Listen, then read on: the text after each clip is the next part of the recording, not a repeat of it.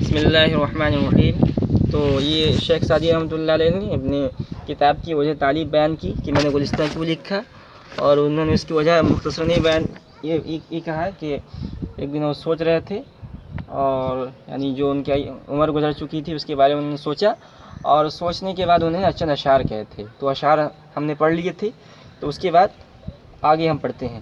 کہہ رہے ہیں بعد از تأمل، یہ بالکل نیچے سے دوسری سطر، نیچے سے 1 2 3 چوتھی سطر، تیسری سطر میں بعد از تأمل مصلحت دیدم، بہت غور و فکر کرنے کے بعد میں نے یہی مصلحت دیکھی۔ یعنی شیخ سعدی رحمۃ اللہ نے جب غور کیا کہ بھائی اتنی 50 سال عمر، میری عمر کی 50 سال گزر گئے ہیں، اور معاملہ یہ کہ باقی جو عمر ہے وہ بھی ختم ہو جائے گی، تو میں کیا کروں، اور آخرت کی فکر نہیں ہے انسان کے اندر۔ تو کہہ رہے کہ میں نے بہت غور و فکر کیا، تو یہی مجھے سمجھ میں آیا کہ در نشیمنی عزلت نشینم، کہ میں گوشہ تنہائی میں بیٹھوں، و دامنی صحبت فراہم چینم، اور یاروں کی صحبت سے دامن سمیٹ لوں۔ یعنی اب مجھے ایک گوشہ نشین ہو جانا چاہیے۔ و دفتر از گفتارہا پریشان بشویم، و من بعد پریشان گویم۔ و دفتر از گفتارہائے پریشان، اور فضول باتوں سے، گفتارہائے پریشان فضول باتوں سے، اور فضول باتوں سے دفتر کو بشویم دھو ڈالوں، ومن بعد پریشان گویم، اور اس کے بعد فضول بات نہ کروں۔ تو مطلب یہ ہے کہ شیخ سعدی نے سوچا کہ مسئلہ تو بھلائی اسی میں ہے کہ دوست و احباب کی ہم نشینی سے الگ تھلگ ہو جاؤں، اور فضول باتوں سے اجتناب اور پرہیز کروں۔ بیت زباں بریدہ بکنجے نشستہ سمن و بکم، جس کی زباں کٹ گئی، زباں بریدہ جس کی زبان کٹ گئی، یعنی زبان نہیں ہے، کاٹ دی گئی ہے۔ زباں بریدہ جس کی زبان کٹ گئی ہو، بکنجے نشستہ سمم و بکم، اور گوشے میں بہرا گونگا بن کر بیٹھا ہو، بر کسی کے نباشت زبانش اندر حکم، وہ اس شخص سے بہتر ہے جس کی زبان اس کے قبضے میں نہ ہو۔ تو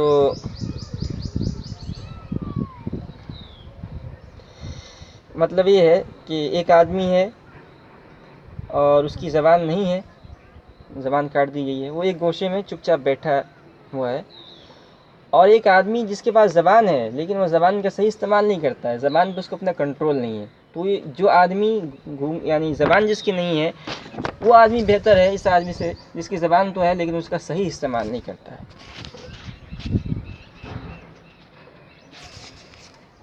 تا یکی از دوستاں کے در کجاوے ہم نشی من بودے، شیخ سعدی کہتے ہیں آگے، یہاں تک کہ دوستوں میں سے ایک، یکی از دوستاں دوستوں میں سے ایک، در کجاوہ ہم نشی من بودے،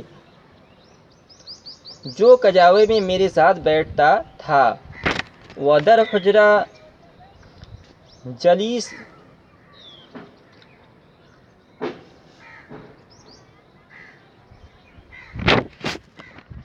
برسم قدیم، و در حجرہ جلیس برسم قدیم، اور گھر میں میرا ہم نشی رہتا تھا پرانی رسم کے مطابق۔ یعنی ان کا ایک کہہ سکتے ہیں جس کو ہم کہتے ہیں بچپن کا دوست جو ہوتا ہے، لنگوٹیا یار، ان کا ایک دوست تھا، وہ ان کے پاس آیا۔ از در آمد،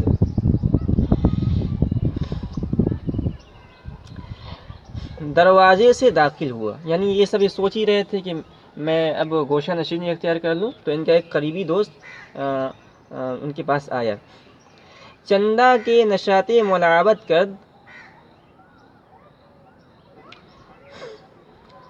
اور جس قدر خوشی اور کھیل کود کی باتیں کی، و بساط متعاوت گسترد، اور مذاق کا فرش بچھایا، جوابش نہ گفتم، میں نے اس کا جواب نہیں دیا۔ یعنی ایسا ہوتا ہے عام طور پر جب کوئی دوست ہمارا قریبی دوست آتا ہے، دل تو آ کر ہم سے یعنی دیکھتا ہے کہ تھوڑا ہم غمگین ہیں، متفکر ہیں، تو وہ ادھر ادھر کی باتیں یعنی مذاق کی باتیں کرتا ہے، ملاطفت، تاکہ ہمارا موڈ بن جائے اور ہم اس سے یعنی بات چیت اچھے انداز میں کریں۔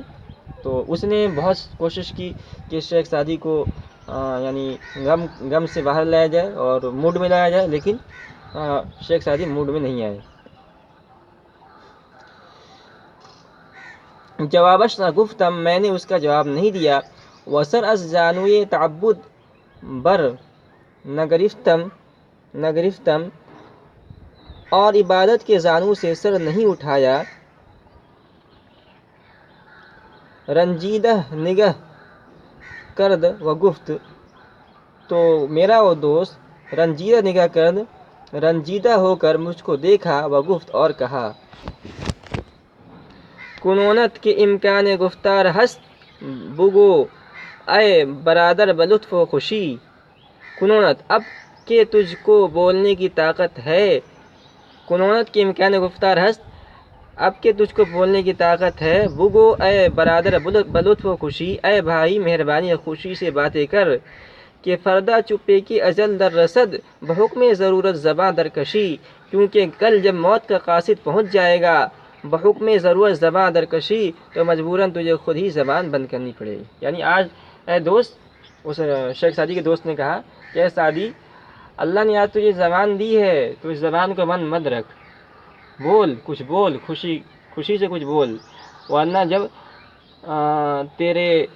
فرشتہ تیری جان لینے کے لیے آئے گا، تو مر جائے گا، تو تو چاہنے کے باوجود بھی بول نہیں پائے گا، آٹومیٹک تیری زبان بند ہو جائے گی۔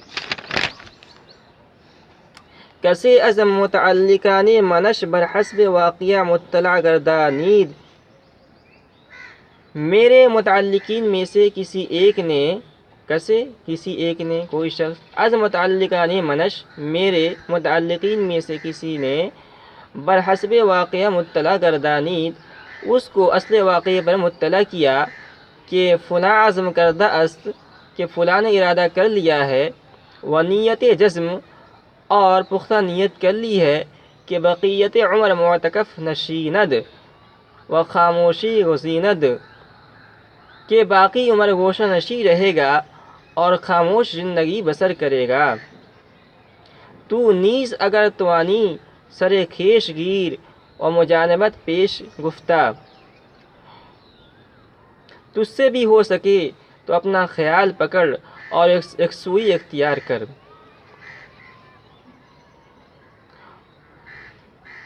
مجانبت پیش اور یکسوئی اختیار کر۔ گفتہ، تو اس نے کہا، بعزت عظیم و صحبت قدیم،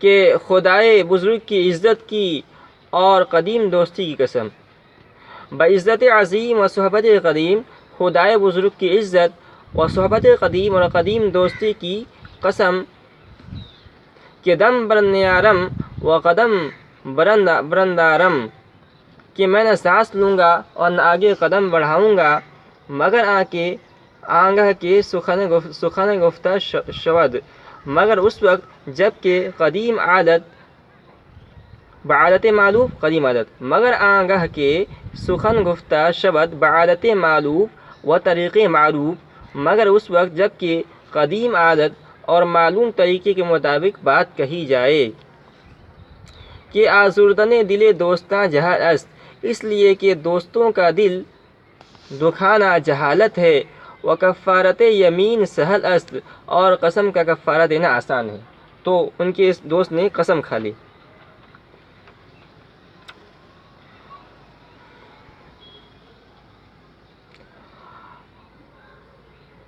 خلاف راہ ثواب است،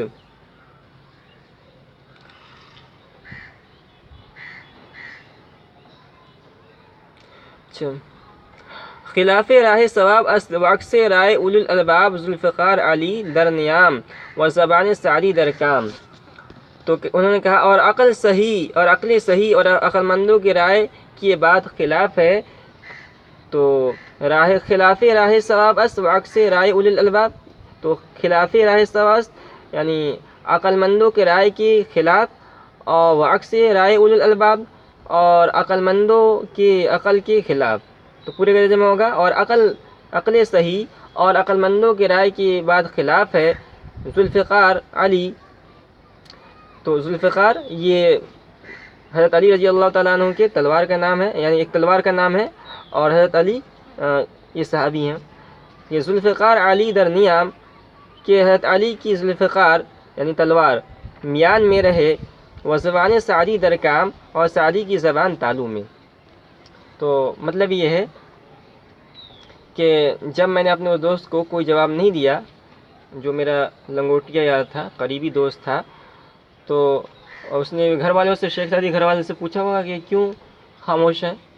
تو میرے گھر والے نے اس اصل واقعہ بیان کر دیا. تو اس نے کہا، اس نے قسم کھا لی کہ جب تک سعدی بات نہ کر لے، یعنی پرانے جیسے دوست، جیسے میں پہلے آیا کرتا تھا، میرے ساتھ ہنسی مذاق کیا کرتا تھا اور اچھی طریقے سے بات چیت کرتا تھا، اس طرح بات چیت نہ کرے تو میں یہاں سے نہیں جاؤں گا.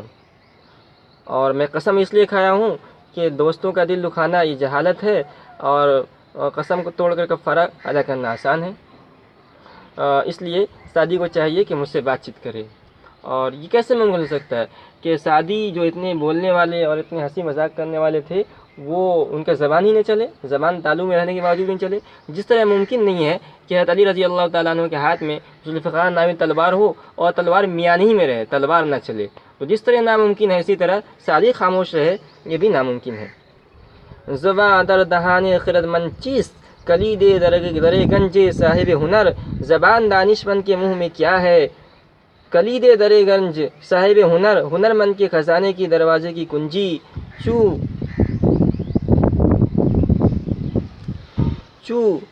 در بستہ باشد چے دانت کسے، جب دروازہ چو در بستہ باشد، جب دروازہ بند ہو چے دانت کسے، تو کوئی کیا جانے کہ جوہر فروش است یا پیلاور، کہ موتی بیچنے والا ہے یا بساتی ریشم بیچنے والا. تو مطلب یہ ہے کہ آدمی اپنے زبانی سے پہچانا جاتا ہے کہ یہ آدمی کس درجے کا ہے اور کس مرتبے کا ہے. اگرچہ پیش خرد مند خاموشی ابست، اگرچہ عقلمند کے سامنے چپ رہنا ادب ہے، ادب است. اگرچہ پیش خرد مند خاموشی ادب است، اگرچہ عقلمند کے سامنے چپ رہنا ادب ہے. بوقت مصلحت بہ کے در سخن کوشی، لیکن مصلحت کے وقت یہی اچھا ہے کہ تو کلام کرنے کی کوشش کرے. دو چیز تیرے عقل است دم فروگستن، دو چیزیں عقل کے ہلکا پن کی دلیل ہے.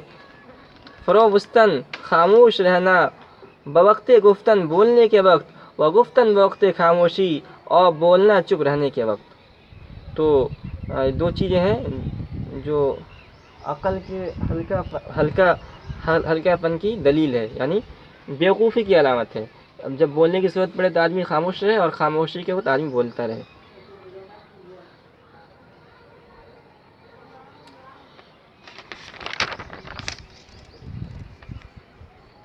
فی الجملہ زبان از مکالمت او در کشیدن قوت نداشتم، و روی از محادثت بگردانیدن مروت ندانستم، کہ یار موافق بود و محب صادق. تو فی الجملہ کے معنی خلاصہ. فی الجملہ خلاصہ یا حاصل کلام یہ ہے کہ زباں از مکالمت او در کشیدن، کہ اس کے ساتھ گفتگو کرنے سے زباں کو روکنے میں قوت نداشتم، میں نے طاقت نہ دیکھی. و روی از محادثت، اور میں نے اس کے ساتھ بات کرنے سے منہ کو بگردانیدن، اور میں نے اس کے ساتھ بات کرنے سے منہ پھیر لینا. مروت نہ دانستم، مروت انسانیت اور مروت نہ سمجھا، کہ یار موافق بود، کہ وہ دوست مزاج کے موافق، و محب صادق، اور سچی محبت کرنے والا تھا. تو میرے لیے مناسب نہیں ہوا کہ میں نے جو اپنا ارادہ کر لیا، عزم کر لیا ہے کہ میں گوشہ نشینی اختیار کروں گا اور بات چیت کرنا بند کر دوں گا، یہ مناسب نہیں ہے. مجھے اس دوست سے بات چیت کرنی چاہیے. چو جنگ آوری با کسے برستیز، کہ ازوے گزیرد بود یا گریز. چو جنگ آوری، جب تو کسی سے لڑے، چو جنگ آوری با کسے برستی، جب تو کسی سے لڑے تو اس سے لڑ کہ اس سے تجھ کو چارہ کار یا گریز کی گنجائش ہو. کہ ازوے گریزت بود یا گریز، کہ اس سے تجھ کو چارہ کار یا گریز کی گنجائش ہو. تو ایسے آدمی سے لڑنا چاہیے. بحکم ضرورت سخن گفتم و تفرج کنا بیرو رفتم. بحکم ضرورت مجبوراً، سخن گفتم میں نے بات شروع کی، مجبوراً میں نے بات شروع کی، و تفرج کنا بیرو رفتم اور ٹہلتا ہوا باہر گیا. در فصل ربیع کے سولت برد، موسم بہار کا زمانہ تھا،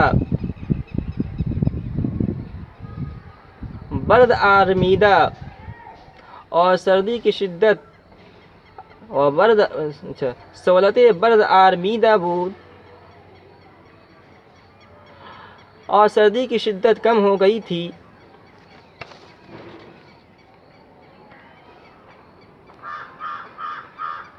ووان دولت ور در رسیدہ.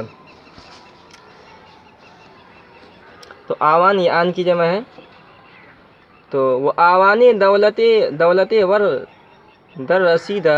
اچھا، دولت ورد کے معنی گلاب کا پھول. و آوان دولت ورد رسیدہ، اور گلاب کے پھولوں کی دولت کا زمانہ آ پہنچا تھا، یعنی گلاب کھلنے لگے تھے. اول اردی بہشت ماہ جلالی. ماہ جلالی اردی بہشت کی ابتدا تھی. اول اردی بہشت ماہ جلالی اردی بہشت کی ابتدا تھی. بلبل گوین بر منابر قزمہ، بلبل شاخوں کے ممبروں پر چہچہا رہی تھی. بر گلے سرخ از نم افتادہ لعالی، گلاب کے پھولوں پر شبنم کے قطروں کے موتی بکھرے ہوئے تھے. ہمچو عرق بر عذار شاہد غزمہ، گویا کہ غضبناک معشوق کے رخساروں پر پسینہ ہے. تو یہ انہوں نے گلاب کے جو کھلے ہوئے پھول پر شبنم کے قطرے ٹپکے ہوئے تھے اس کو تشبیہ کے ساتھ بیان کیا. شب را ببوستاں با یکی از دوستاں اتفاقی مبیت افتاد. رات کو ببوستاں باغ میں، با یکی از دوستاں ایک دوست کے ساتھ، مبیت افتاد گزارنے کا اتفاق ہوا. موضع خوش خرم ایک عمدہ جگہ، اور درختان دلکش تر و تازہ اور دلکش درختوں کا ہجوم تھا. تو موضع خوش خرم و درختان دلکش، ایک جگہ، ایک عمدہ جگہ، تر و تازہ اور دلکش درختوں کا ہجوم تھا.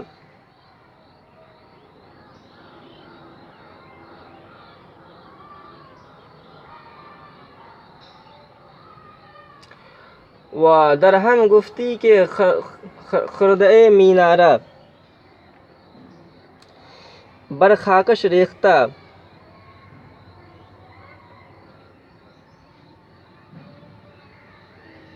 تو خردۂ مینارہ ہرے رنگ کے کانچ کے ٹکڑے کو کہتے ہیں، اور اس جگہ سبزہ دار مراد ہے. و درہم گفتی کہ خردۂ مینابر، تو خردۂ مینا برخاکش، خردۂ مینا برخاکش.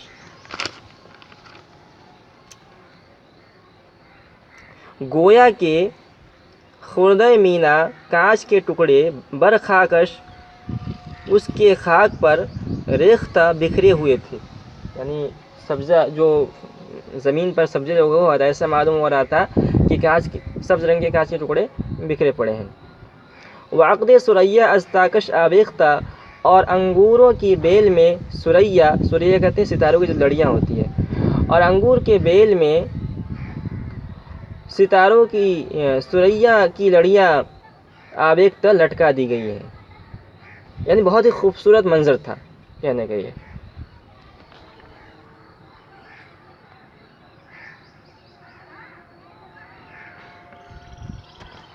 روضۃ ماء نہرها سلسال، دوحۃ سجع طیرها موزون. روضۃ کے معنی باغ کہتے ہیں. روضۃ ایسا باغ، ماء نہرها سلسال جس کے نہروں کا پانی جاری تھا. دوحۃ ایسا درخت، سجع طیرها موزون کہ جس پر چڑیوں کا گنگنانا موزوں تھا. پر از لالہ ہائے رنگا رنگ، ویں پر از میوہ ہائے گوناگوں. آپ پر از لالے ہائے رنگا رنگ، وہ رنگا رنگ گل لالہ سے بھرا ہوا تھا، وہیں پر از میوہ ہائے گوناگوں، اور یہ درخت طرح طرح کے میووں سے لبریز تھا۔ بعد در سایہ درختانش، ہوا نے اس کے درختوں کے سائے میں گسترا نید فرش بو قلموں، رنگ برنگ کا فرش بچھا رکھا تھا۔ تو یہ انہوں نے منظر کشی کی ہے کہ جس باغ کے اندر گئے تھے وہ باغ بہت خوبصورت تھا، اس کے اندر نہریں بھی تھی اور شاخوں پر پرندے چہچہا رہے تھے اور رنگا رنگ پھول کھلے ہوئے تھے اور درخت میوے سے لدے ہوئے تھے۔ ایسے باغ بھی ان کا گزر ہوا۔ آئے کہہ رہے ہیں بامداداں کے خاطر باز آمدن، تو امداد صبح کے وقت، بامداد